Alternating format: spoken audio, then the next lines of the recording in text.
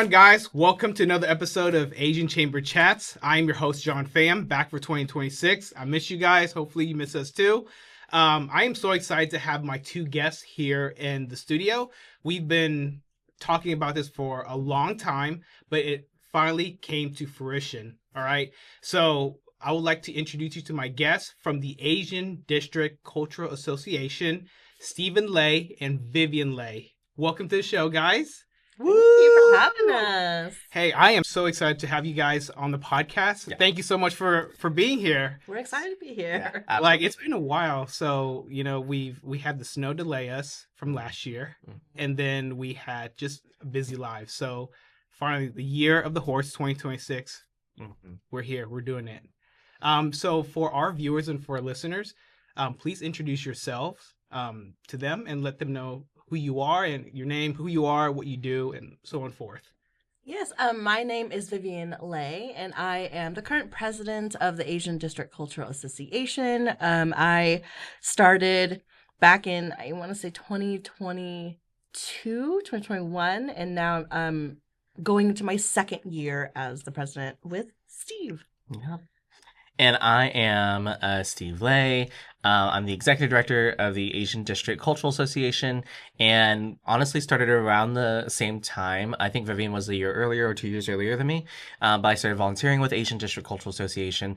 Loved it. I wanted to get more involved with it, joined the board, and then, a couple years later, now we're here. So, and this is my second year being ED, and happy to be leading the pack along with Vivian. Oh, that's awesome. That is awesome.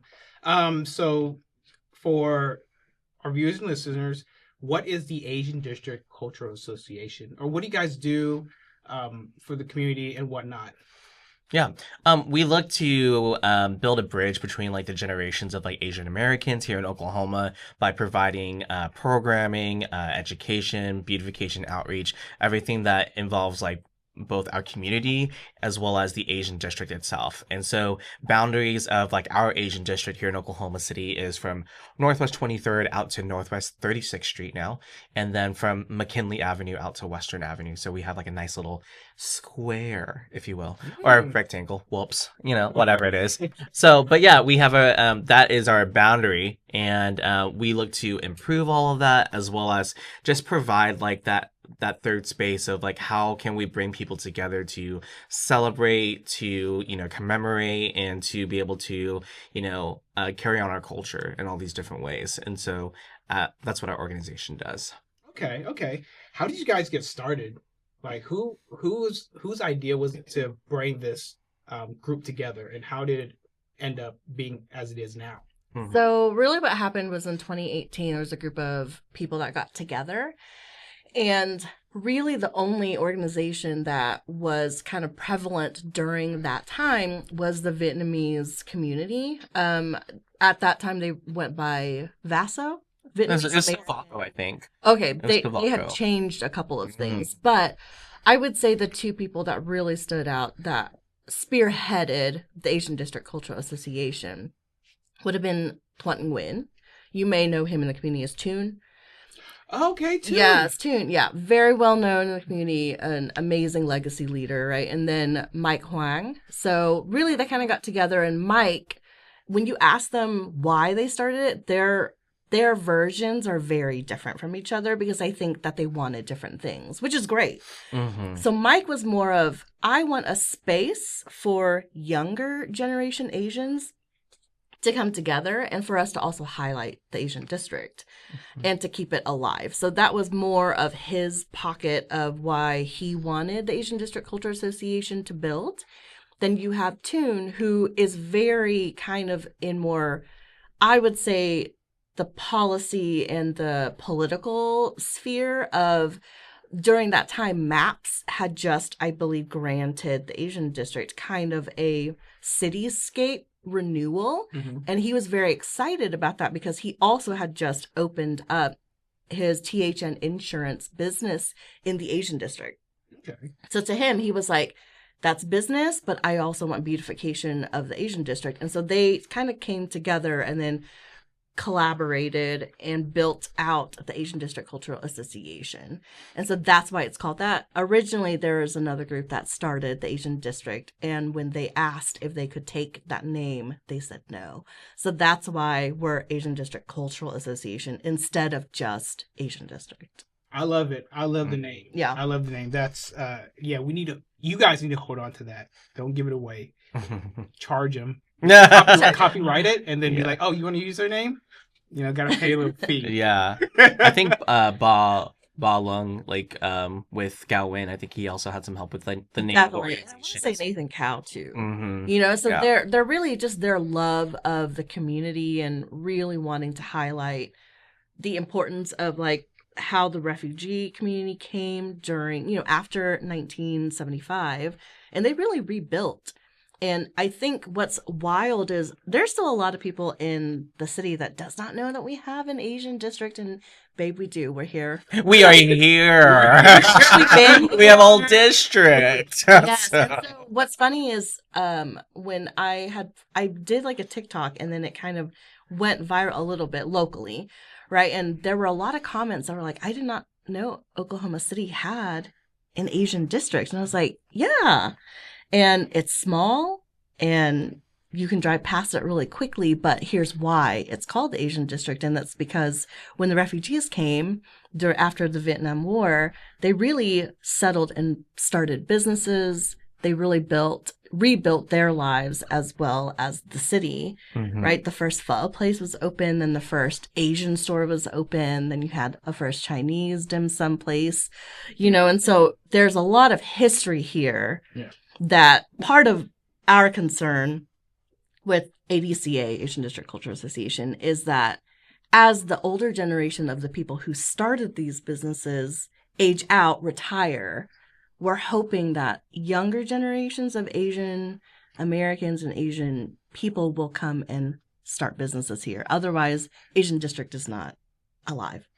Yeah, absolutely. I mean, I think with our organization and what we're trying to accomplish, considering what those refugees came over and were able to do with that particular area, the reason why as well that that particular area is Asian District is because during that era, there was a lot of houses and homes available and stuff because that area actually wasn't doing very well. There was white flight kind of happening. And so a lot of the families that were in that area were leaving towards other suburbs and things like that. And so that particular area actually was not exactly the safest place, but it was the most affordable place for a lot of these families that were coming over to be able to resettle. And so they were able to take that area over there that was known for, really not so great things, and to turn that around and make it to where it showcased what those people came from, like hair salons and all these other their businesses that they had back in Vietnam. And so they were able to create a community out of this area, and they were able to make the best of what they had. And so I think that just really goes to show just the tenacity and the strength of this community, of what they were able to do with as little as they had, but they were just happy to be here. And so to have an Asian district come up from that way, rather than being approached from the side of let's say government saying we should have an Asian district here, we're a big populace, we're a big area, we should have representation here in this area. The representation just came. It wasn't just it wasn't man-made, it just naturally happened. So I think that that's really such an important detail of what our Asian district is, and why we want to keep that history going, to be able to share that with this generation, that that they don't forget, but also to honor the people that came here and built that community for us, without exactly meaning to per se. They just came here to survive. They came here to and they thrived. Right, here we are. So resilient people. People. Mm-hmm. Damn right. Yes. So pivoting back, so Toon and Mike was the creator, the proprietor. Starting there and going forward, how did you see the progress of it from then until now?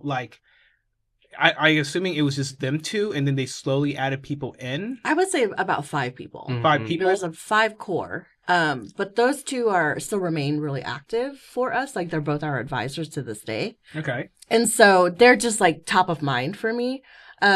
So something else that they did that I thought was amazing is that Toon had this vision of the Asian Night Market Festival, which now is going into its 8th year, massive and a huge undertaking. But when they first started it in 2018, they thought, maybe 500 to maybe 1,000 people will show up. And how many people showed up? 15,000. And so Wow. astronomical. And they were like, oh my gosh. So clearly people in Oklahoma City really crave culture. They really crave diversity. They crave like learning different foods and celebrations of different cultures, highlighting them. And so it really just took place around Military Park. Like no other, like Classen was not closed, right? So it really was just this really small block Yeah. for the festival. And now you go into year 8 and all 4 lanes of Classen are closed. It's become a 2-day festival. So it has grown so much. And that is just because you have visionary founders that really wanted to bring something celebratory to share with the community. And here we are today. Last year, our festival always takes place in October. And last year we drew in 80,000 people into the core of the Asian district. Holy crap. Amazing. Yep. Wow. And it jumped from the prior year. Yeah, like 50,000. And it jumped to 30,000. Oh, it jumped to 80,000. So we had like year over year growth. We had over Yes. like 55% or 52%, something like that of growth between like last year or between the year prior to last year. So we're really proud of like the progress that we were able to increase that to like have people come experience the Asian district, because that's really the most important thing, is that these people are coming to our place, our home. They're coming over here to experience this culture, and they're going to support the local businesses. They're getting to experience culture, on the right platform. And so we're just happy that people support us that much and that it's been able to grow this much, because all that comes from the community. You can't force people to go anywhere, right? And so, but the fact that they want to come here to experience culture, that's where we really are so proud to carry that torch of what Toon, Mike, and so many others have like started with the very first like Asian Night Market Festival, and what that has like become now as like one of our signature events to be able to showcase our mission of, how do we bridge these generations of Asian Americans and even Oklahomans in general? How do we bridge that generation of, having them experience culture and across like so many different, so many different cultures, of Asians as well. So, yeah.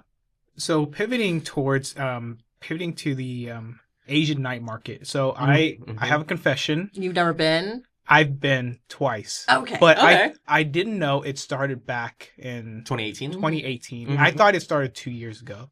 I know I'm horrible. That's not horrible. But- No. But I just don't. I don't really pay attention. Like I don't go on social media much, so I don't really pay attention of No. it. But I went last year and the year before that. Yeah. Amazing experience. One of the fun, wholesome experience I've had. Oh, Like, thank you. It's the best. So going into that, so as a person, a customer, a consumer that goes to these events, we see the final product, which is like, wow, all these vendors, these food, performances. But our viewers and our listeners don't know what happens in the background. So tell me, Yes. how tough is it to set up us tell one you. of these events? We would love to tell you. Let me just say thank you so much for saying that, because right now applications to join the Asian Night Market Festival Planning Committee is here. We're talking to you. She's live. And so last year, I think we had a committee of only 16 people plan it. Oh, wow. Yeah. So it's a small but mighty committee, but we are needing to expand because the festival has just become so aggressively large, which we love. But we had like 100 vendors last year. And so just building it out, we're needing people that really care to apply. And so Yeah. we are starting it takes 6 months to plan this festival. So it's like we have a short 4 or 5 month window of break and we start over again. It takes so much because logistics, you have to get licensing. Things are just so expensive now. So getting quotes from people, License, permits, security, porta finding potties, sponsorships. you Yeah. know, all of the different just details of logistics, and like 16 to 19 people on our committee last year to make a festival for 80,000 people. You just think of like that's just truly incredible about like the work that these people, like these volunteers are doing because they care, you know? And so I think like that's really like what we would love to have is just more people that like care about seeing this festival grow in the right way. Because it just keeps growing, but we need to make sure that we don't lose the heart of like what this event is about, which is to be able to provide like a free experience for people to come experience culture.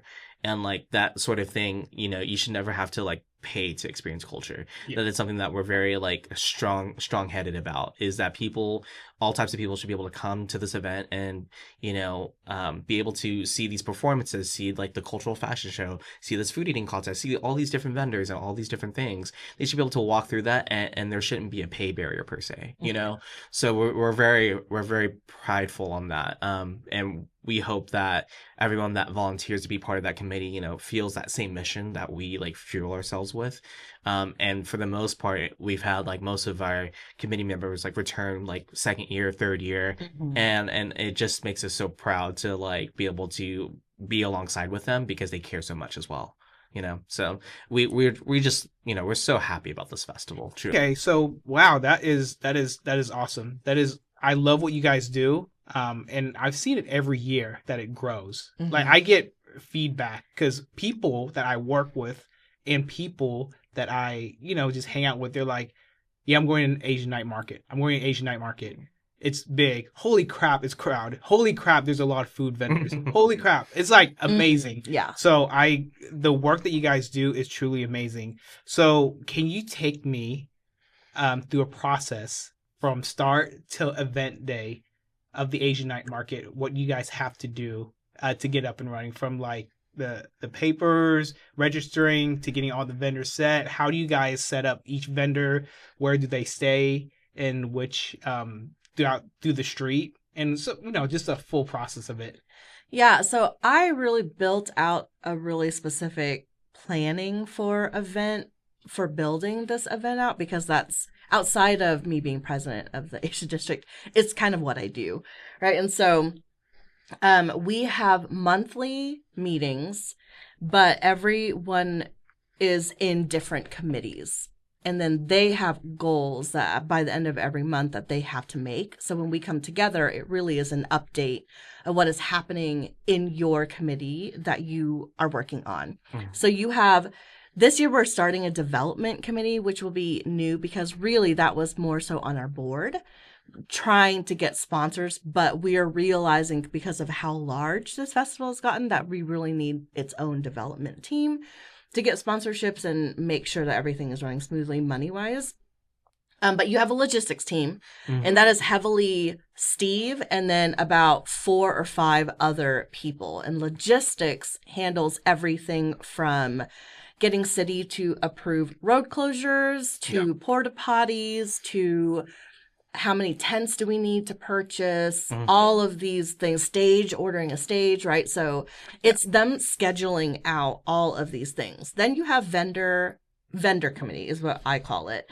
And I'm a big part of that one because I coveted that role so much when I first started.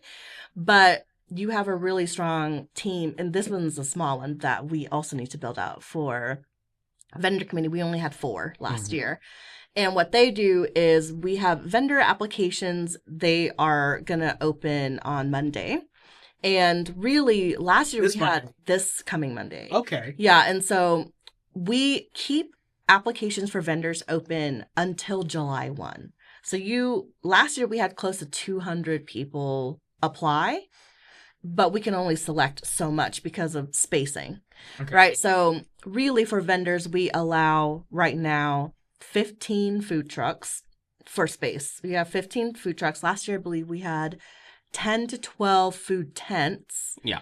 And then sprinkled in all of these other tents can be business company, which they are there for more engagement and exposure. They're not supposed to sell anything.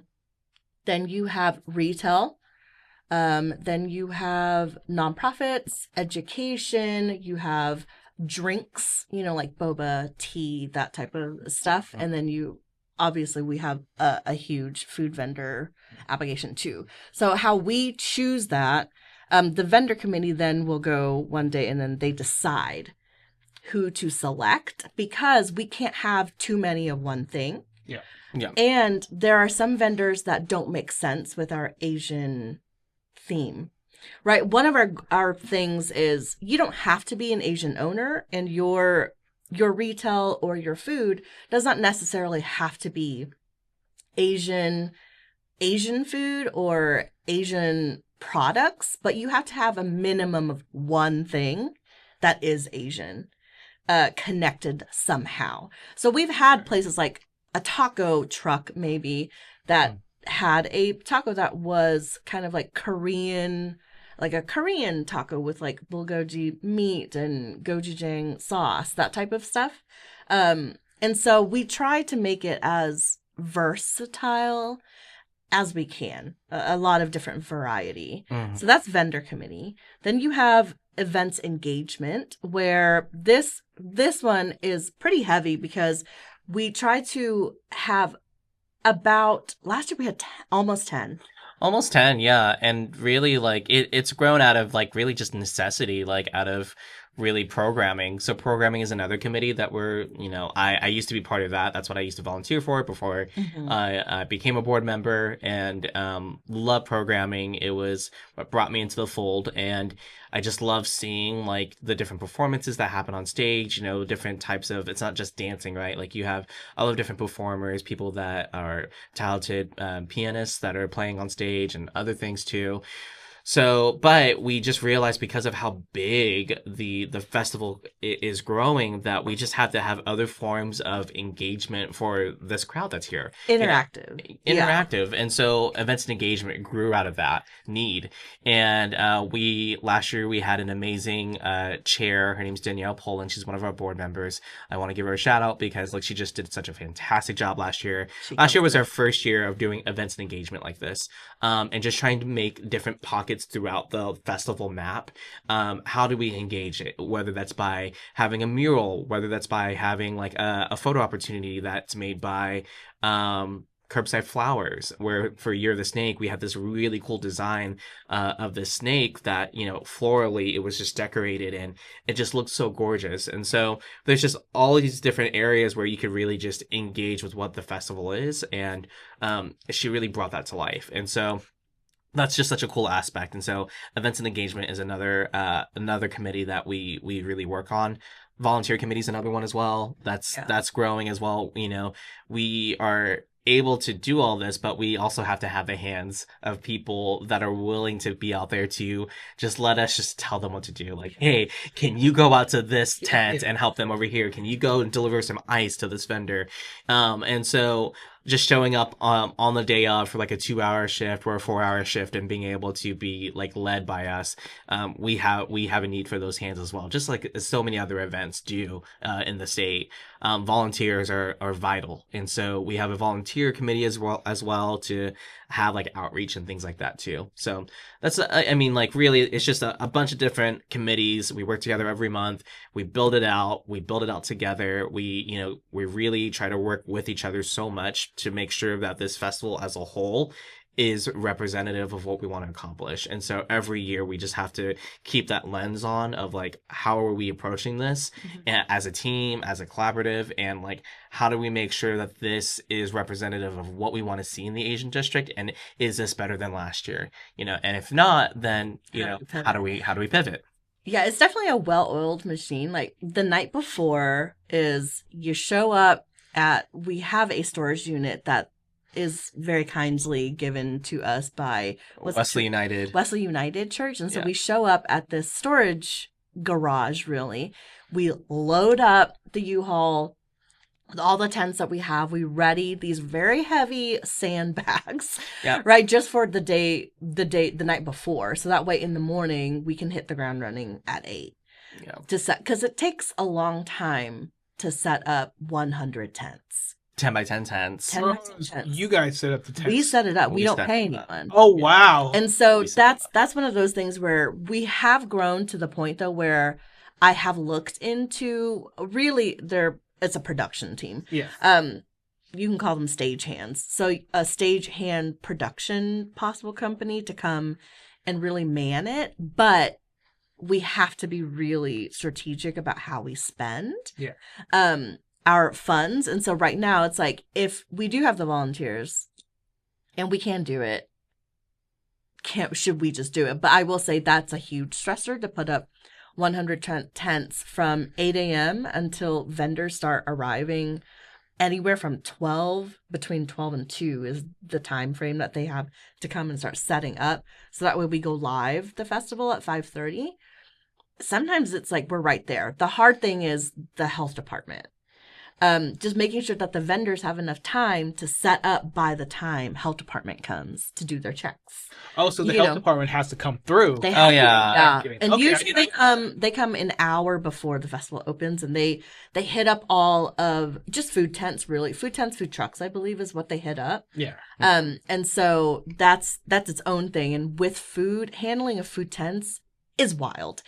You learn so much. It's like every food tent has to have like a certain amount of gallons of hot water. They have to have soap. They have to have paper towels. They have to have, there's like these checkoff lists, and their water for their cleaning has to hit a certain pH level. To know that it sanitizes and cleans properly. Yeah. And so they go in and they check all of these things, but those things we preset. So something I think Asian Night Market Festival does really well is we do our best to take care of our vendors' needs before they arrive. So there are festivals that I know of, they do not set up tents for you. When you arrive, you set up your own tent. Something that we do different is that we want their stress level, because it's a long 2 days, we want their stress level to be low. So what we do is we have their tent set up, we have their chairs and their tables ready by the time that they come. We don't charge extra for it. It just comes with their vendor fee, which is actually not something that a lot of festivals locally do. You know what I mean? And so, so we just try our best to keep our vendors happy, because they're also the reason why we're able to have such a successful festival. Truthfully. Yes. And so, and then something else that events engagement does well, I think, is that all of our events engagement pop-ups and interactives are free. So we had this spinny ride, like a carnival ride almost, and it was free for kids. Yeah, for kids. Face painting for kids, free. Oh wow! Bouncy stuff, free. So we also want not everything to just be money out of our community's pocket as well. It's like we want you to be able to come and realize, like, oh man, I can bring my child here and it won't cost me anything. The only thing that will cost me is a food vendor. Yeah. And then you're giving business to them instead of them necessarily paying us for anything, And so that's something I find that's something I'm really proud of about our festival, is that there are free things to do, that you can come. And if you don't want to, you don't have to spend anything and everyone will still have a great time, because you're getting to be interactive and you are getting free programming. The programming, you guys throw on the best programming. Like thank you. I was working at the Chamber of Tent, and I was like, you know what, guys, I have to take a break. And I went over to and I saw the fashion show. Oh, so fun. Great. Man, that was great. And DJ Kating, which is a friend of Yes. mine, he was DJing, so I had to go say hi to him. Yeah. So that's awesome. I love it. Yeah. And our chairs this past year for program was Cassie Fluitt, who you've had on your chamber chat. She's also a board, right? She's on our board now. Yeah, Okay, yeah. now, yeah, She's great. So she chaired it with Joy Schulke, with from Kapwa OKC. Kapwa OKC. And so, anyways, we just have we're very blessed to have a really strong chair and just committee that they want to be a part of it and they feel really proud. And so we are able to retain a lot of our committee members because they feel passionately about it, you know. Do you see performance wise, like last year and the year before that, going into this new year, do you see the talent pool like get bigger? People who want to participate that you guys seen, or I think we get more awareness of it because more people start to reach out. And it's an incredible platform for people to be able to come and perform and showcase their talents and things like that, showcase their culture. And it's such a great stage to be able to do that because you just have so many people that are like either experiencing it for the first time, seeing a cultural offer for the first time, or seeing a performance for the first time, hearing a different cultural song, any of these things, a number of these things, like a lot of those people make up that audience that are out there. Or it's like family and friends that are coming to support you, So it's incredible to see the outcome of that and to see the crowd that's out there, like, partaking in this. So I think because of that, we have a lot of people that do reach out to us to try to be part of the programming, and we really do try our best to kind of sift through and make sure that we're giving a very like diverse show, and that we're being very like, interactive with it, that we're giving good programming, and that we like to try to always try to keep things fresh, and so we do try to bring in like new talent. We do have like some like repeat performers from each year just because they're so popular, and that we want to show support to them because they are also like local like performers and acts. But we always do want to welcome in like new talent as well to that stage to just be able to give them a platform like that. So we have featured a lot of different people.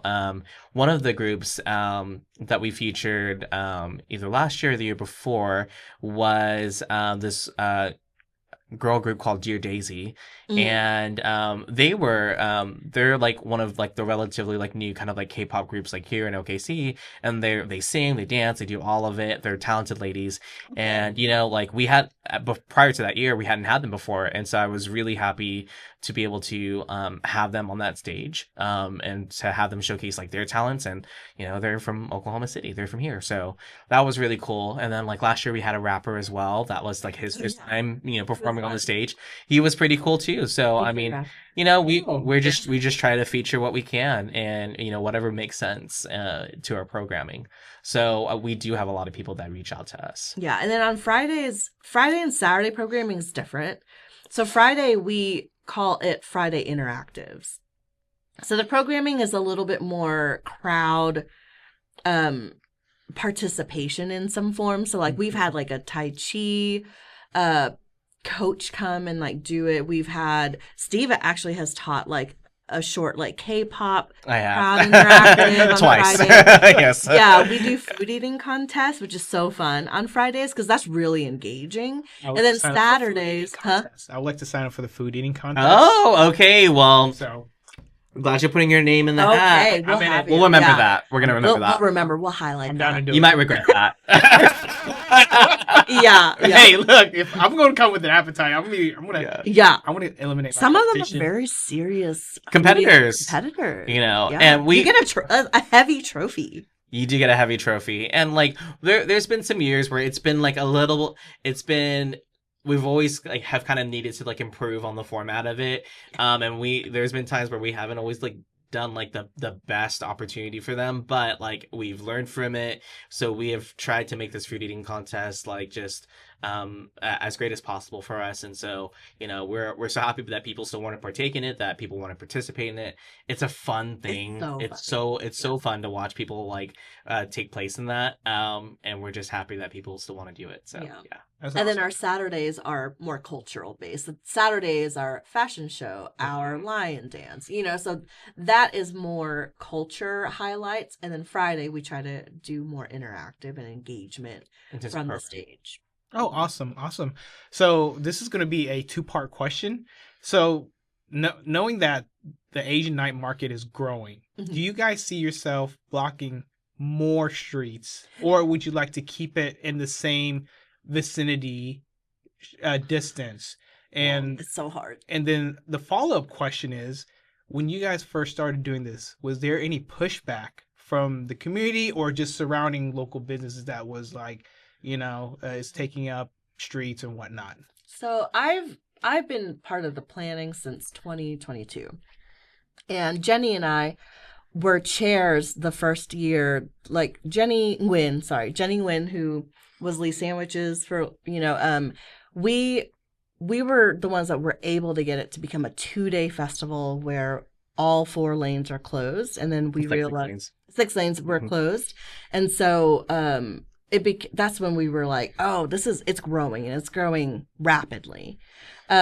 We are already having to extend. So because Classen it's so long, it's such a long corridor, but we really can't extend too much either. And so we are going to extend it 1 more block. So the past couple of years, it's been from 23rd to 26th. This year, we're doing it to 27th. So we are expanding this year. So we're expanding just 1 more block. It'll be hard to make it expand from west to east. Yeah. But from north to south is a little bit easier. Mm-hmm. I think if you go to west or south, you start losing people. And so that's the hard thing. I wouldn't say we have had too bad of pushback. We are located kind of in the middle of a neighborhood, part of our festival. And so you do have to get permission from every business. They have to sign off that they are okay with the festival. If one person does not, you actually cannot hold it. That's really? part of, I did not know that. So yes. all of them have to. They all have to agree. And then if your festival touches a home, which ours does, a couple, they also have to sign off. Those residents. And so us building relationships with any portion of our festival that touches a business or a home is very important to us. But I would say for the most part, everyone understands what we're trying to do, and I think they are supportive and excited for it. I think that's been what's it's been so special to see that kind of growth and see the support from like businesses, because I think it hasn't always been the case. But I think that now that they're seeing that we're pulling in a lot of people to come in and support the Asian district, I think they're more on board. Like, okay, well, if they're bringing us business, then, then that's great. And that's exactly what we want to do. And in terms of just space wise of growth, we have definitely have learned our lesson on trying to grow too fast and things.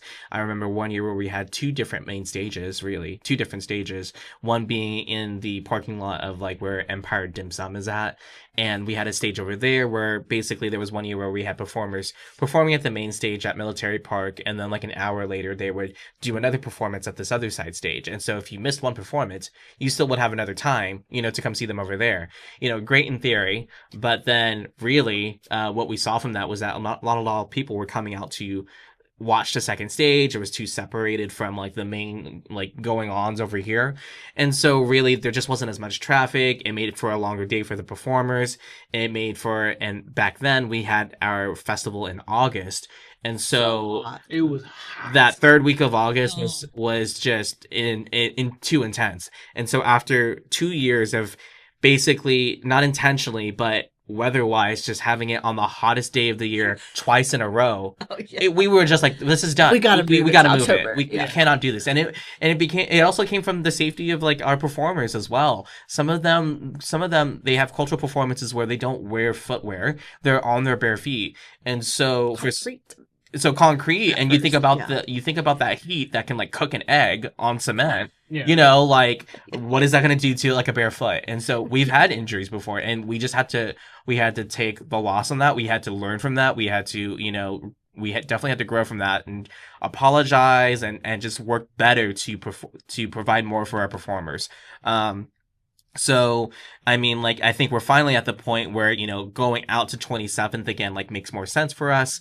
And we're at that stage now, and we're just trying to be more mindful. Like, we're not always going to get it right, but the thing is, we're always going to grow from it.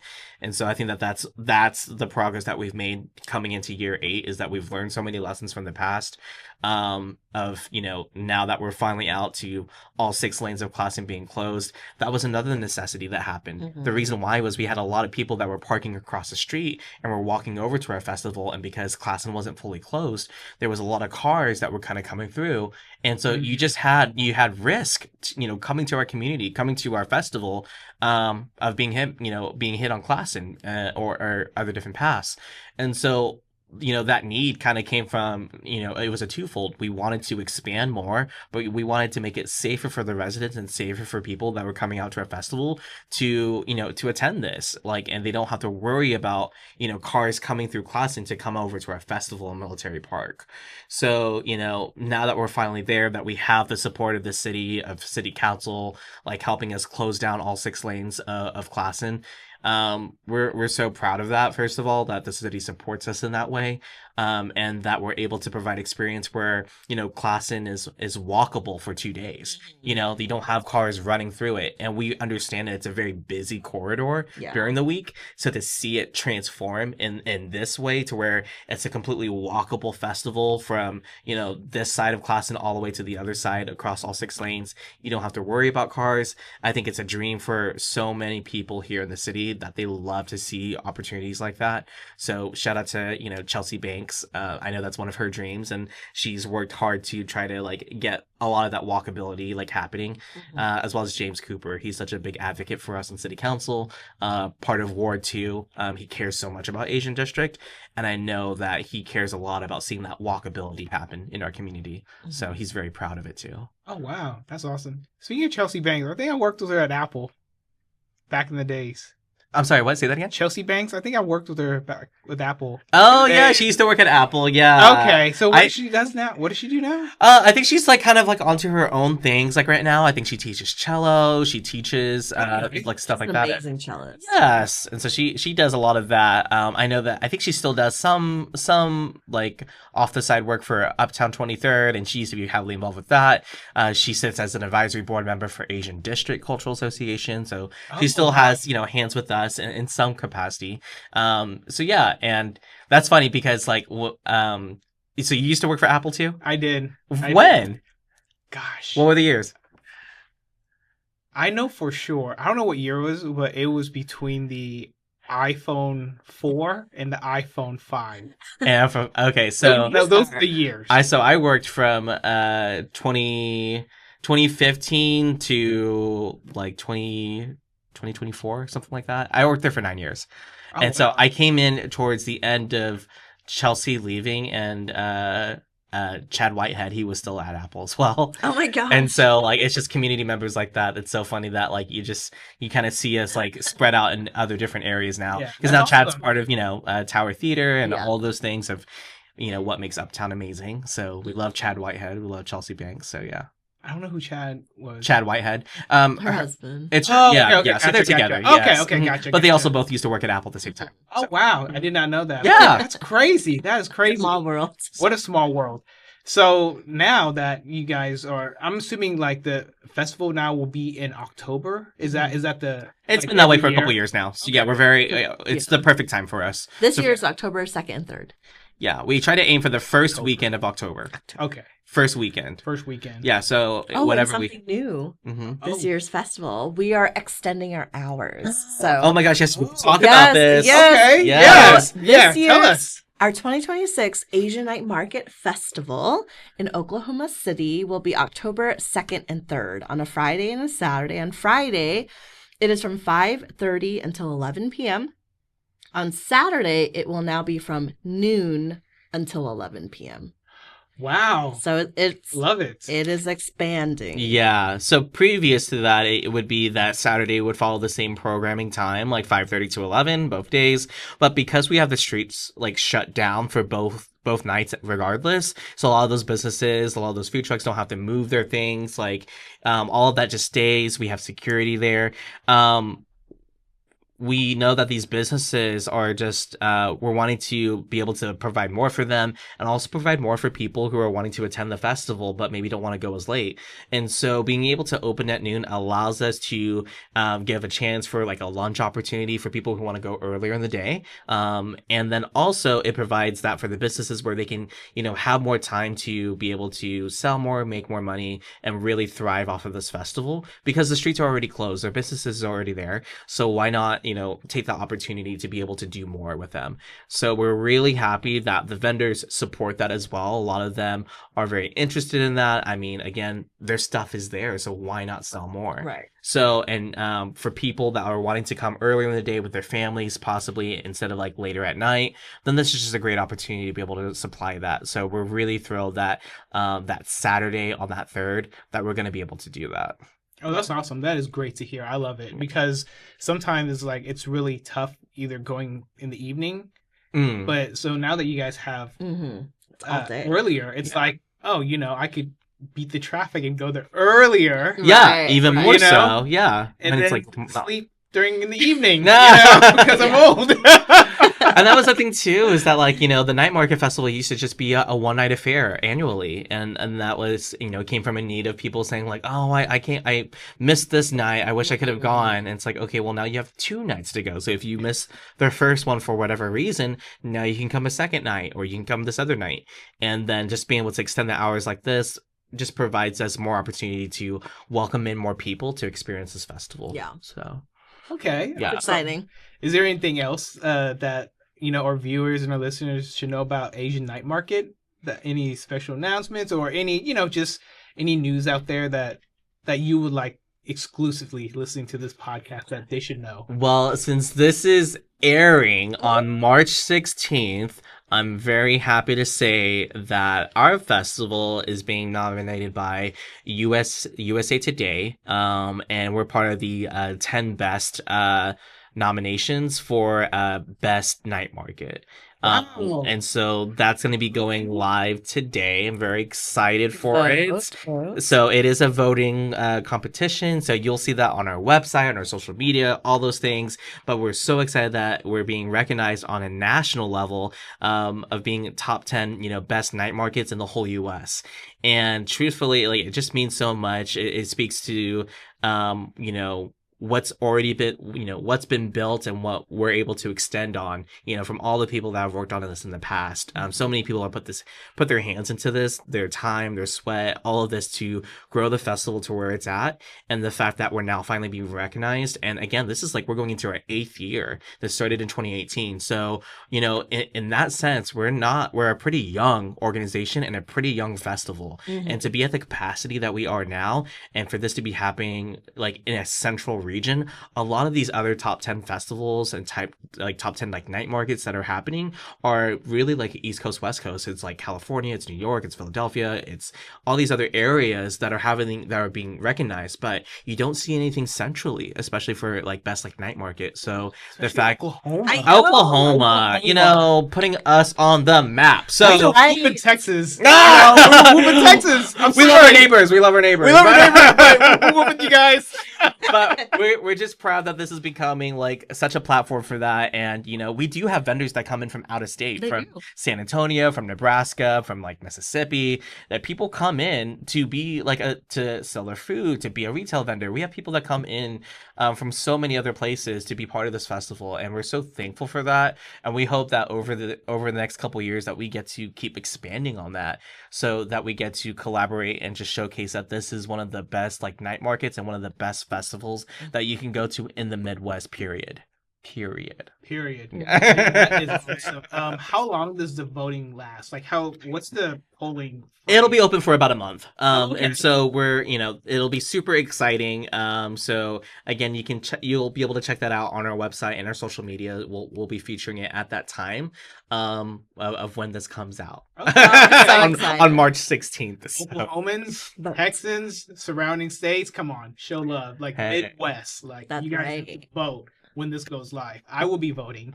and everyone in the chamber will be voting. I think it's better Right. because USA Today, you know, USA Today, It's nationally real. recognized. We're so thrilled about the news, and we're happy to represent Oklahoma City on this level. And I think like you're seeing that being done on so many different aspects. Obviously, like the Thunder Championship, you have the Olympics, you have Route 66 100-year anniversary that we're part of the path.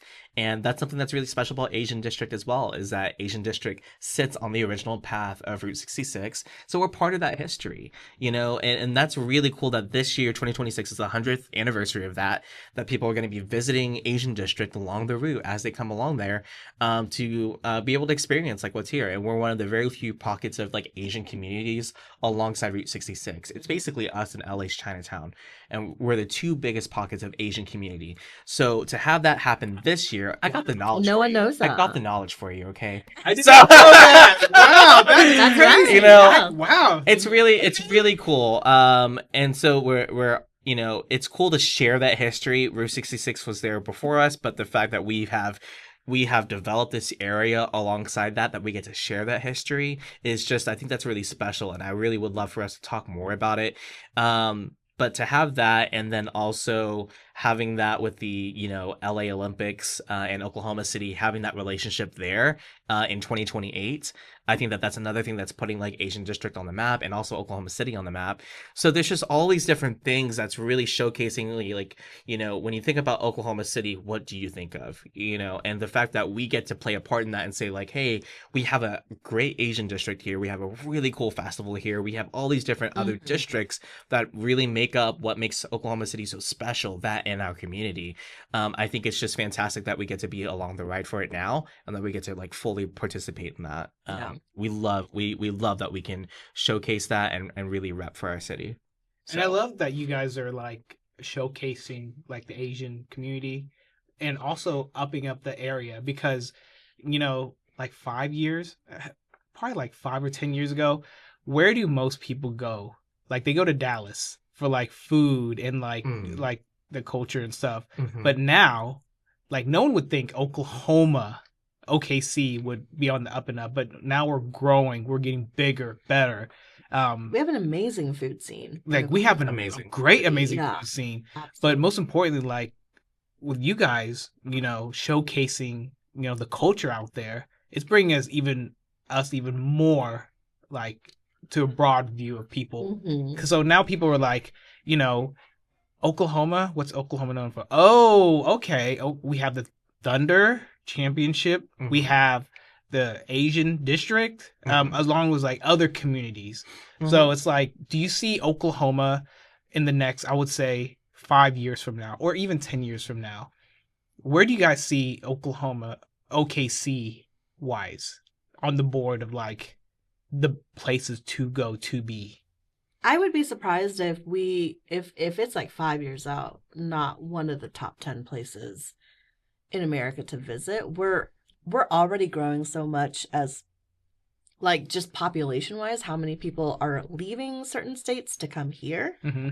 You know, just because our cost of living, our food scene is actually phenomenal. We consistently have chefs that, you know, like reach certain levels of place in the top 10, finalists, things like that. you know, like our food, our culture here. I think our strong sense of community is unlike a lot of other places. We just deeply care. We're deeply resilient people, you know, due to things like the Murrah bombing. Like we have tornadoes that, like, our community shows up in different ways, you know? And so I just think Oklahoma is such an amazing highlight of what the US is. Like when you come in and you see the different types of food, the diversity, the care for community, the love, you know, I think it's an amazing place really to live and for people to visit. Yeah, I think especially like in the next like 5 years, I think that we just keep upping the ante. We keep surprising people with what Oklahoma City is. And I think people that aren't from here, they definitely have their stereotypes or they have their, their thoughts about what Oklahoma City is. Hmm. Yep. And what's available here. And, even, going back 10 years, it was a different story for Oklahoma City. And going back 20 years, it's a different story. But you think about 2026 Oklahoma City, you think about, 2030, 2031, what is that going to look like? I think it's just going to keep growing from here. I think like people realize that the cost of living here is great. I think that people realize that community here that we have, people are friendly here. People are nice here, that, really it's a safe area, like, so I think that there's those thoughts when you compare them to other like cities, we shine in a lot of just different ways that you just wouldn't expect Oklahoma City to shine. And I think that that's where it's really cool that we get to just turn that narrative around in these next couple years. Where I feel like we're always consistently trying to push that of like, what is the narrative of Oklahoma City and how can we show you that we're more than what you think that we are? And I'm very happy that, really there's so many organizations out here that are trying to do that and to rep Oklahoma City, including you guys. I just think the work that we all are doing in our capacities to show up for Oklahoma City and just show people outside of here, like, how great of a city this is and what it can be to people and what it does for the community here. I think that that's where we really, we should shine a light on that. And so I'm happy that people are seeing that for the first time, or maybe are seeing that consistently now, with how we're being involved, So I'm happy that we're on that platform. And I hope that by, 5 years from now, that we're even more so, on people's radars of like, wow, like that's a pretty cool city. Like we should go check that out. Like, oh, they have this, they have Okana, they have this water park, they have this, like the fact that we're part of the Olympics because of our state-of-the-art facility with river sports. Like, there's these things that you just don't expect Oklahoma to have. So it's like, how do we keep surprising people and how do we keep turning that narrative around? I think that's what we're passionate about, is representing not only like our culture, but like also our city, Yeah, we're so proud of our city. Yeah. So I know you guys, besides the Asian night market, I know you guys have an event coming up on April 4th, right? The Asian Youth Empowerment Conference. Can you please tell our viewers a little bit more about that and what can they expect, and like who's this for? Who's this to? Yeah, so the Asian Youth Empowerment Conference is coming up April 4th. It will be at Oklahoma City University. This is Steve's idea, was to bring an Asian youth empowerment conference, and he really started it this is 5 years. It will be 5 years. Yeah. And so it's kind of crazy to think about. Really, it all stemmed from one of the reasons why I joined the organization was I wanted to see an area. It really initially didn't even start off as a conference, but it started off as kind of like how do we create some sort of programming or some sort of safe space for like Asian youth to be able to maybe like express their feelings about like, what it means to be, growing up like Asian American in Oklahoma. Like, how do you protect your culture, or like how do you feel about those things? And like whether you as like a first generation or second generation, whether you're able to speak your language or not, like how do you connect to your heritage? How do you connect to your culture? And it's something that I have felt very, I've always wanted to be able to talk more about it, because it's something that's, I feel like my story is a shared story among so many others, in the sense that like my parents, like being born and raised here in Oklahoma, and my parents coming over, they, kind of chose to not teach me Vietnamese, because they wanted me to assimilate to American cultures and values and to be able to, speak English well and things like that.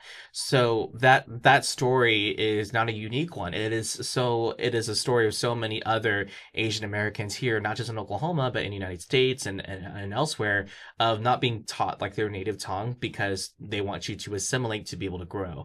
And it's a double-edged sword. You lose that sense of your culture just by that decision, by good intentions. And so that is, again, not a unique story, but it is a story of so many kids out there, and that continues to be the story of so many of just this generation. So really the whole thing kind of came about when I first approached it. I was like, I want to create like a platform. I want to create something where an event where, these kids can come out and they can kind of talk about like some of these things, and that they know that they're not just a singular person feeling this, that there are other people, feeling this way, or that if they want to talk about it, or create a community for those people as well. So out of that, that's where I was able to kind of work with, Tune Win, and I was able to work with Mid-American Christian University because they were the ones that were going to host it for us for the first time. So working with Erica Stanton and Sadie Herrera, like they have been phenomenal in helping us like get that off the ground. And so they are some of like the OG crew of being able to create this. So from that, it came from a place of, okay, well, this is now a conference where we have other different Asian like leaders in different capacities in different facilities that are able to speak to like why they chose their different career fields, things like that. So it kind of grew to a sense of like how do we see like Asian Americans like in the workforce, or how do we see them out in public, and how do those people get there, and like how can we, help shape that for y'all, So it started in that format, in that sense of us making it for the youth, but I have loved where it has gone now. Truthfully, the fact that now as Asian District Cultural Association, we're able to give back even more in a sense of having an Asian District Youth Board that just started last year, Vivian being the head of it. That youth board is now being the committee that creates this Asian Youth Empowerment Conference. Yeah. And so that right there is just so powerful. It's for the youth, by the youth, created for them. It's for those juniors, those seniors that are out there. And then also just like high schoolers in general. But for the Asian District Youth Board, those are juniors and seniors in high school that represent their different school districts and stuff. But this is open to high schoolers, and it's just a really cool opportunity that these kids get to create a space for themselves where they don't feel like the minority, but they are the majority in the room. And I think it's a very important message that I definitely want to always reiterate when it comes to this conference, is that these kids feel like they don't feel like a minority. They are the majority in the room, Yeah. So. And so I started the Asian District Youth Board, very similar to like this feeling of kind of like isolation and walking a weird tightrope that is different when you are Asian American, right? There's like a weird balance of like, how do I keep with my culture? And like that part of my life, but also really feel a part of like the Oklahoma City and beyond, and like feeling connected to that. I was a middle school teacher for 10 years. And so youth is like where my heart really is. And something that is a part of our mission is to bridge the generational gap. And so to me, bringing in youth to start seeing themselves in leadership positions in our city, very important. And so to me, I think starting the Asian District Youth Board helps with that. You just don't see a lot of Asian people oftentimes in positions of leadership roles, right? When you think of CEO positions, you think of politics. We are missing in certain spaces. We are seen in others, though. Like when you think of Asian, you oftentimes, and I think kids still think this to this day, stereotypically, you see yourself in positions of medical field, engineering field, possibly law. But in other career paths, you kind of are so tunnel vision because of like stereotypes or pressure. You're not opening yourself up to really considering other careers, right? But with this youth board, what's really cool is that because they are planning this, they have to start reaching out to and connecting with Asian adults, in different career paths. So then they're inviting them, right? So there is a portion during that conference, it's a luncheon portion from 12 to 1:15, where we are inviting different Asian career professionals to come and have lunch with these kids. So they'll sit at a table, and then we let the students know that are attending that you sit with a career professional that you don't consider, but also sit with someone that you are actually interested in. So at every table there is a sign on the table that says this person's name and what job that they do. Okay. So it's like so and so in marketing, they work at this marketing firm. Aaron, there we go. There is a police officer. He's Asian. He's police. He works for OKC police department, right? So like it's so vast. You have an entrepreneur there. You have lawyers there, and you have someone in nonprofit. You're like, oh my gosh, I never thought about nonprofit before. And so they're reaching out to these people and inviting them to lunch. And then the students, when they arrive at the conference, they can grab lunch, they can sit down with a different career professional, 5 minutes at a time, maybe 10 minutes at a time, and then have a conversation with them and be able to openly ask them questions.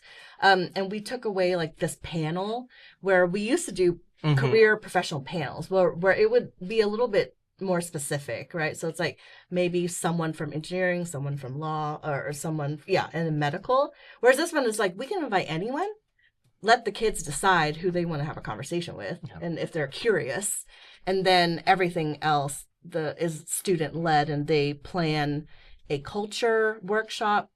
Steve and I will usually run a more what is it, connection workshop, confidence connection, and kind of like confidence, and being able to like hold yourself in a space where you might still be the minority, but like how do you still carry your culture and yourself in a space where maybe you don't normally see somebody like yourself there, and so like how do you start to like grow that confidence in yourself as you're like either about to go into college or as a high school student? How do you start to make some of those connections, and like what kind of mind frame do you have to be able to stand up for yourself? Are you guys currently looking for speakers? Yes. So we actually have a you apply to be it, or you let us know, and then we will just like reach out to you with the information, and so I can share that with you.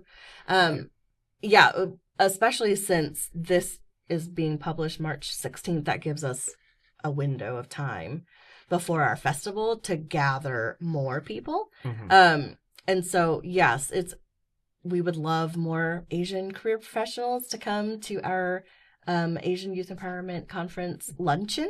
And it's just 1 hour long.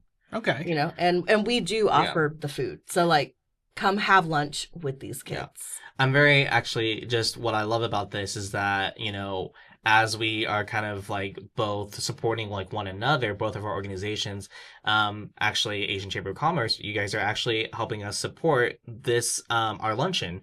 And so you're helping to sponsor with it, but you're also helping in the sense of, working with like your membership directory of like what you guys have, and being able to talk to your career professionals out from your directory to see if anybody is interested in coming out. So I think that that's where, where we see this collaboration of how our two organizations are working together to make this a better experience for the youth, to have, different Asian career professionals come out and to have like the access to y'all's directory of people that are part of your organization that pay for a membership, for them to be able to come out and speak to these kids. I think it's just such a wonderful thing, first of all. And I think it shows that the partnership between our two organizations are growing so much to how we keep supporting the Asian community here in Oklahoma City.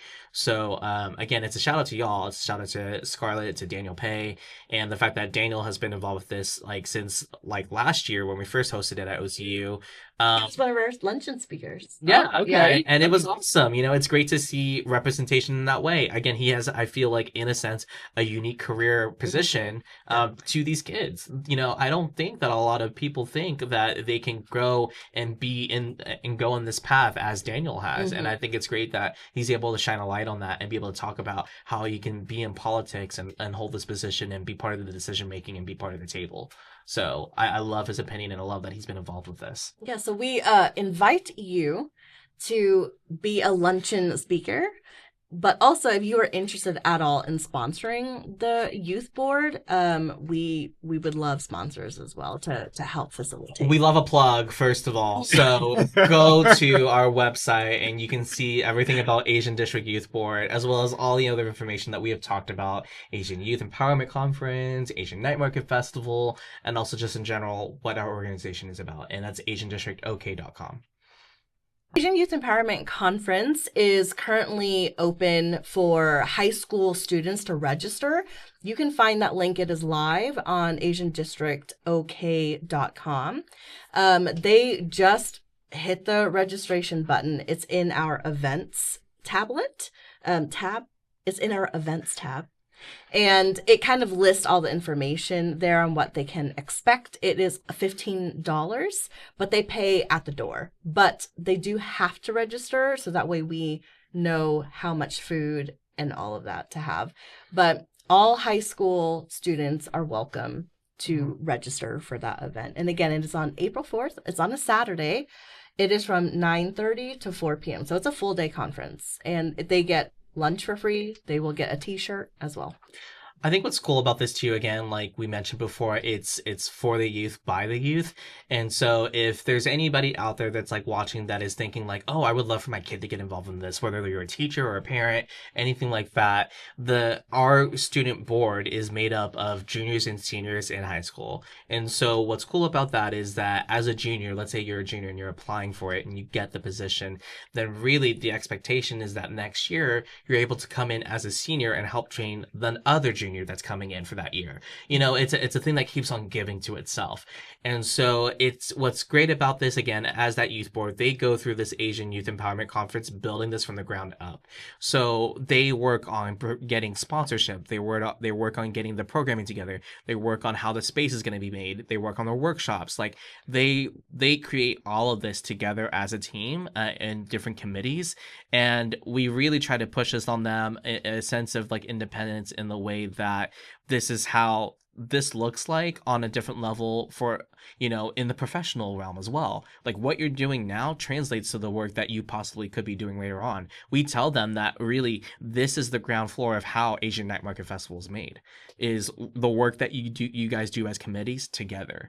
And so it shows that collaboration piece of like what you're going to be doing, whether that's through a nonprofit in the future or whether that's in a work capacity in whatever field that you're going to be in. It's the sense of collaboration and the sense of teams that you work very deeply together on to create a bigger event that's not just for you, it's for the community. Yeah. And so it gives them that experience to really, you know, dive into that. And then what's even better, just the cherry on top is you get to like have that cultural aspect as well of being able to carry that in there and showcase that. So one of the themes like this year that they're doing, that they chose, is to kind of have like a floral theme and to have flowers represented from different countries and different things like that. So I think that's going to be a really cool aspect to see at the conference this year that the kids are working on. And it's really cool that they chose that themselves. You know, again, we are facilitators in a sense, but we push the decision making on them on what they want to do for this conference.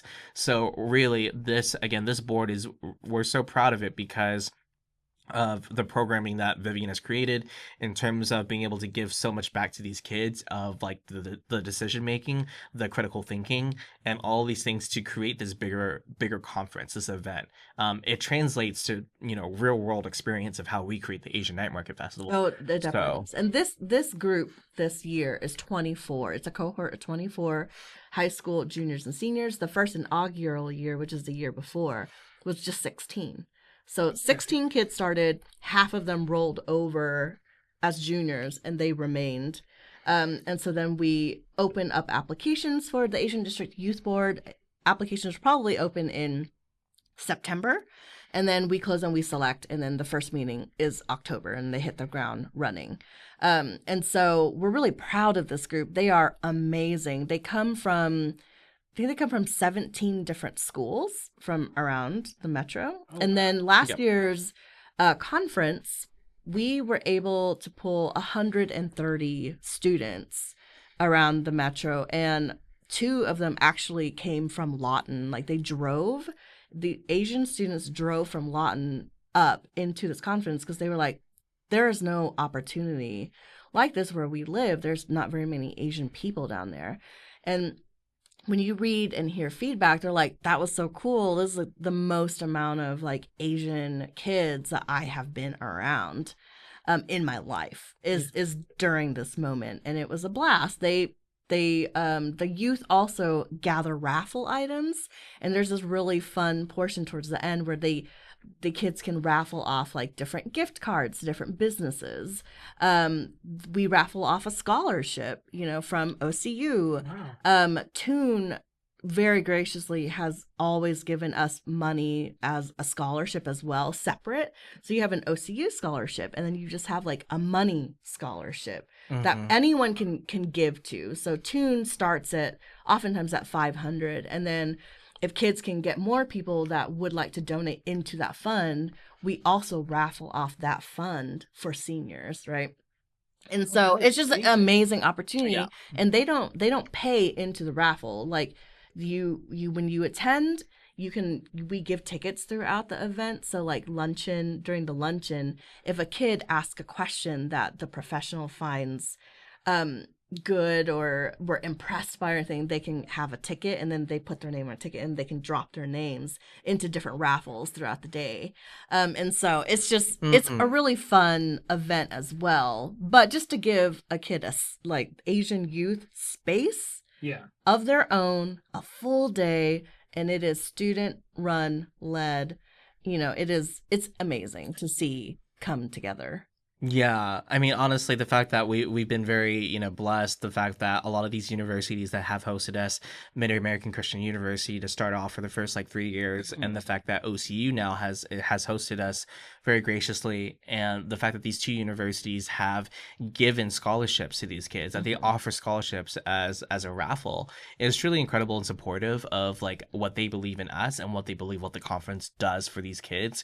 Just hearing that these kids are, driving 45 minutes, hour and a half out to come to our to come to this, to this conference, to experience this with other like Asian youth because they don't have that back where they're from. That is the importance of like what these kids carry, of being able to create a conference that welcomes everyone, and it's not, again, the bigger thing too here is that it's not just like East Asian kids that are doing it, that it's also like South Asian as well, that we are being very representative of like, what it means to be Asian American as a whole, and that we showcase that there as well, and that we put that importance on the kids of like, hey, like everyone has to have a seat at the table. Everyone has to feel represented. So, we're very proud of that. And we're very excited that, again, like so many of these universities have supported us along the way of accomplishing this mission. So, again, like if there's someone out there that's thinking like, oh, I would love for my kid to attend this, because again, it's open to all high schoolers as an attendee, that they can come and register for this conference and come out. But even more so, if you want your kid to be involved, junior, senior wise, this is just a great chance for them to be able to get that experience, be part of Asian District Youth Board. Looks good on a college resume. Create community within yourself, within other people. So again, it's just another platform of how, these kids do what they do and how we're able to give back into that as well. It just keeps pouring into itself. So we're very, we're very proud of that. That's awesome, guys. Like, I love what you guys do. I know, like, the Asian Chamber, as well as, the Asian District, we're like siblings, right? Oh, totally. We focus on business. You guys focus on the youth and the community. Going forward, like I love more collaboration with both of our what's that? Both of our organizations together. Like what's happening right here with this podcast. Exactly. My English is not that great today, so stop. But you guys know what I mean. Like, we want our organizations to combine to help each other. Where do you guys see like that relationship going forward with us, or what would you like to see? What can we do as an organization to support you and vice versa? Well, first of all, you gave us this podcast. Hey, we love communication. So thank you for, first of all, thank you for having us here to like, kind of expand on this, like, collaboration of us like working together.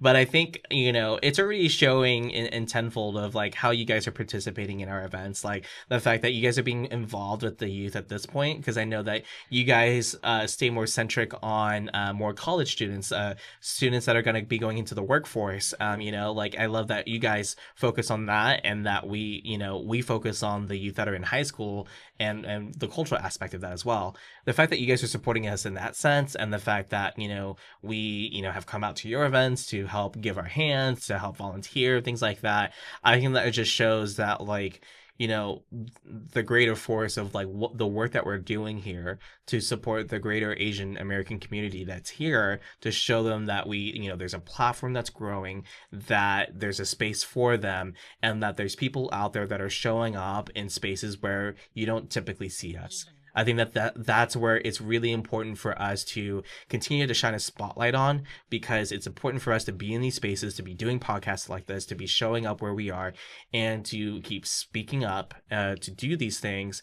Because again, like if we don't do this, then the youth don't see it, and it doesn't continue, right? Yeah, and, right. and it dies out. So it's something that we just have to hold space for ourselves. And the fact that, again, that we were at this table talking on this podcast, being able to speak our mind about our missions and what we're trying to accomplish for our community here, I think that's very vital. And I'm just happy that this collaboration keeps growing between our two organizations. Because again, us as a 501c3, you guys as a 501c6, the fact that we're in two different spaces, but still doing what we can in our spaces in our own lanes to accomplish the greater goal of being able to, raise that platform for the Asian Americans here in Oklahoma. And again, it's also not just the Asian Americans here in Oklahoma, but also the Oklahoman community and their understanding of our culture and understanding of our people. That's the thing too, is that it's not just holding a space for the Asian Americans, but growing the understanding and opening the minds of people that are coming out to our festival, coming out to our events, and just creating a safe space for them to be able to say like, hey, that's so cool that I feel invited to come out to this, or that I can experience a lion dance for the first time. I can experience having dim sum for the first time. I can experience having bulgogi for the first time. Whatever it is, whatever type of food or anything like that, cultural aspect, that we are creating a platform, a safe space for them to be able to feel invited to come out, participate, and not feel like they're being offensive in any way or whatever, that they can ask the right questions, that they're in a space to be able to do so with us. That is what we're both doing in our capacities. And I feel like, our collaboration in that sense is so vital. And that, again, the fact that we're showing up like this for each other is where it needs to be going. And I'm thrilled about that. So Ripple effect.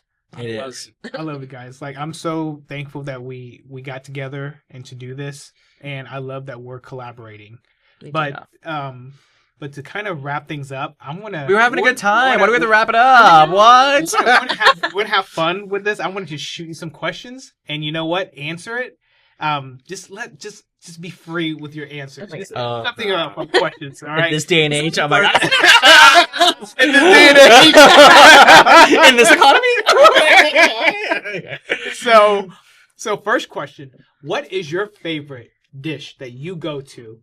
And if it's local, give them a plug, like the restaurant or the name of the chef. What's your favorite dish, Asian or non-Asian? Oh man, I have so many. I'm such a foodie. I will say Vietnamese wise, I love gum thăm bì.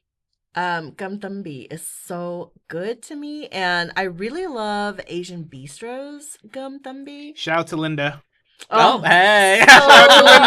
So good, but also a rare dish, a Vietnamese dish that I don't think you can find anywhere besides this one place. Bánh bèo. Bánh bèo is at Lang's Bakery. Bomb. Oh, I love Lang's Bakery. Oh, so good. They're classic. I mean, Classic. I think for so many other people, like I went there as a kid. Like my parents took us to Lang's Bakery like every weekend, like every Saturday, to go have banh mi over there. So it's just like they're a special place. And I love that they're still there. For me, I think like one of my favorite like go-to dishes is really I'm a big soups person. I mean, I'm born and raised on soups. It's just the Vietnamese way. You have a soup with every meal. So bún bông way, like just that spicy beef soup, like it's just like truly my favorite. It's my preferred over like pho. Like it's really, I choose that.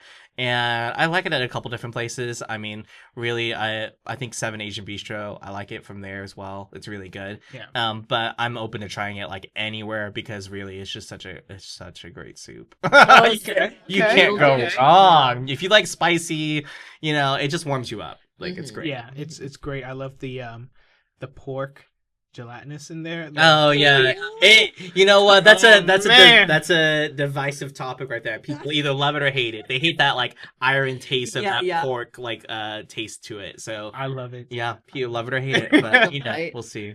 What is a food or a drink that you do not like, or is not in your in your rotation, that you would not give it a try, or that you tried it but would not give it a second chance? I'm not a fan of bitter melon soup. Have you had bitter melon? Oh, yes, the one with the pork in the middle. Yeah, or stinky tofu. We don't have stinky tofu in Oklahoma, but in California, there are stinky tofu shops. I can't do it. I've never had stinky tofu. Bitter melon is something that, like, growing up I hated it, but I like it now more. It's okay. Like, it's not my go-to, but I'm like, I can see why people like this now. But as a kid, I hated it. But my mom is, of course, amazing. She makes all the amazing dishes, and so, but did not like it growing up. I don't know about I don't know, something that I just don't like really like. I'm pretty open to so many like foods and like dishes and stuff. So I don't know. I think like one thing that maybe I think a lot of like people recognize that could be divisive is durian. Yeah, right. I was about to say. And this, I love durian. The smell of it, the taste of it, things like that, it can throw people off. It's banned at airports, at some airports. You know, those bastards. It smells crazy. Those bastards. Listen, it's very divisive, right? It is. So I think for some people it's like, oh, like it's, you know, obviously like you guys love it. Like there's a community out there that loves it. I think for me, I'm like, I'm okay with it. I'm more of an okay. I'm like, it's not my favorite thing in the world, but I also don't hate it because of the smell either. Like it's a strong, durian has a very strong smell. If you haven't heard about it, you should look it up. It's crazy. There's a reason why it's banned at some airports because of the smell, but it does make for some amazing like desserts and dishes and things like that. Absolutely. So you just gotta pick and choose. So I don't know. I'll put that on the map. What's yours? My favorite food is hands down pho. Like I love pho. I'm a soup person. You can't go wrong. Yeah. Like, pho, bumoe, or anything. I love. I just love soup. I love crab. Yeah. Like, oh, Jesus, man, the best. The food that I hate the most. I don't hate. I dislike. Is ube. Really? Why? Everyone hypes it up. I love it. And I tasted it and I was like, yeah. It it's tastes so weird. good. You don't like that potato taste in your mouth? It's dessert. Really? You know what got me? You know what got me into it was the color. People were like, "Oh man, ube." I was like, "Wow, purple. It's bright. This is going to taste great." And you don't like Nope. it? I hate it. I'm not an ube fan. I love it. That's so interesting. Ube is good. You know what's crazy is, HQ Coffee. I love a plug, first of all. Andrea Schultz, our previous executive director, owner of HQ Coffee within the Asian district. We love a local business owner and entrepreneur. HQ Coffee, they had an ube drink as well, and I feel like it was fantastic. So good. So good. HQ Coffee does really good. They do matcha to a T, like it's perfect. I love how they do their matcha, but whenever they're able to feature other different flavors, like being kind of like more Korean inspired, like the fact that they have black sesame latte, like I love that. They have featured ube. They do such unique flavors and they do it well. And so I just, you know, we love to do a shout out. So whenever they've done ube drinks, I've loved it. So I don't know. Maybe I should take you there whenever they do another ube flavor, and maybe we can turn that around. I will try it again. But if it's nasty, I'll finish. If it's nasty, I'll finish your drink. You're good. You know, it's just a scale, right? It's if you think it's like, you know, not your favorite, then on my scale, it's going to be more so of like, oh, this is great. And I'll just finish your drink for you. So don't worry. Done. It'll be on me. All right. Final question.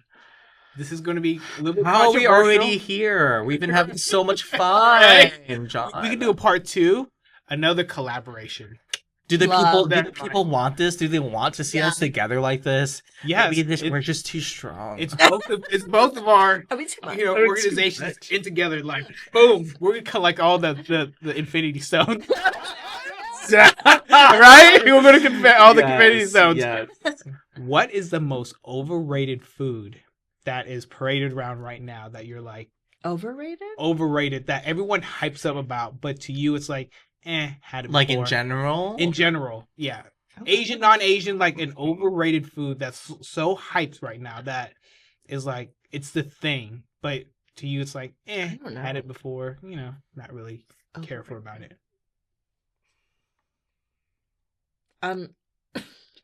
Just being Asian, pizza. I'm so sorry. Like I have a white husband. He could eat pizza and burgers literally every day of his My life. guy, I love can't. pizza and burgers. He'll be like, we haven't had I'm someone that I do not like to repeat food in a week. He'll be like, we haven't had pizza in a while, and I was like, we had pizza like a month ago, and he was like, that's a month ago. I was like, a month ago. I need longer. I need I just not like I do like pizza when I have it, but I never think about it Yeah. as like where do you want to go? I'm never like pizza is where it's at tonight ever. Oh. I think it's over. Well, at I'm least sorry. it's better than Cassie's answer. What was Cassie's? She hates hot dogs and chili. I I know. Your board member, Cassie Fluid. I'm love calling you out. hot dog. Cassie Fluid Oh, hates hot dogs. What about Sam's or Costco hot dogs? She hates hot dogs in general. I'll let her defend herself on social media. I think she's allowed to defend herself in that way. It's a processed meat, first of all. So we can go all day about That's this. fair. The pizza thing, though. Oh my god, the betrayal right here that's happening. I love pizza, first of all. I feel like I'll eat it. yeah. But it's just like never a go-to. You know what? Okay, so maybe for me then, it might have a similar reaction, but like honestly, like steak, I just don't think of steak as like a. Get the hell out. Okay, first of That's all, wild. Get out. do I love a good steak? I do. Am I gonna go out of my way to like? Am I gonna say like, oh, like God, I have to go get a steak like this week or whatever? No, absolutely not. I think there's so many other good dishes out there. Like I think there's so much other good food. Like I don't know. I think for me, like, and it's crazy for me saying this because we are in Oklahoma, right? We have steakhouses out the wazoo. I mean, truly, we are here. I get it. But I just think that like you can have it in moderation and you can be okay. It's not something that I'm craving every single day. Yeah. I do love a good steak. I do, I promise. But it's just like moderation is key there. And I'm like, all right, like I would rather go have this instead. Like it's not top of mind for me. I think for me is like I'm pretty open to a lot of different foods. I love trying different food. And so like when it comes to that, I just feel like, oh, what's more so like what's top of mind? What's something that I'm always gonna go to? And it's not like always my go-to. But I do love like a good like steak and frites. So Yeah. I do love steak and frites. Like listen. So that's where I'm at. And so let's turn this to you. You were about to spear me right through the chest about the answer. Oh, I so think you love your steak, you love your pizza. So what's overrated then to you? Or maybe not overrated, but what's like something that is, Oh, I'm pretty sure this is gonna ruffle a lot of feathers. My overrated food is matcha. I like matcha, but it's been so hyped up. Everywhere I go, it's so popular matcha right now. this, it's matcha. Because Starbucks has started a matcha thing now. Have you seen? Well, they've had it for a while, but the thing is that like honestly, again, I think like a good placemaker right here of how you should experience matcha is HQ Coffee. It really is where you should place yourself in terms of like, okay, well, matcha compared to HQ, is it above here? Is it below here? Like, no, HQ is right where you should be, and like when you go and experience like I think matcha in other places, like it can really sort of be like a letdown, or it's not like the right flavor, or it's too sweet, or things like that. It's not true to itself, and I think that's what HQ does really good, is that matcha is like it's set. But you're right. I think like right now you're seeing all these Everywhere. It's everywhere. You're seeing all these articles that are saying like Japan can't keep up with the the overabundance of it of the demand of matcha right now, Yeah. and so it's making it really hard. And I just don't think that people people that are getting into it now, I'm like, well, it's been around forever. Like, it's just sort of like It's having a moment, right? it's having a moment. Pros and cons to something blowing up, right? Pros and cons, like, but again, HQ.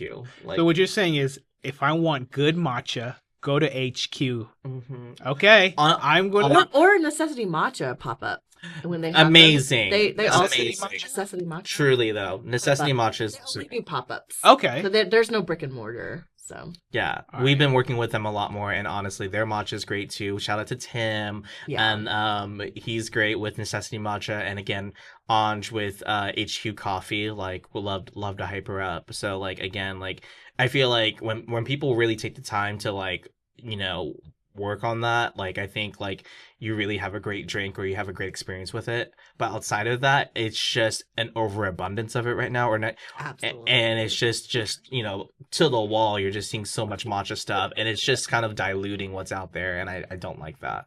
Okay. You're right on that. I'll give you that. But the steak and pizza are not right.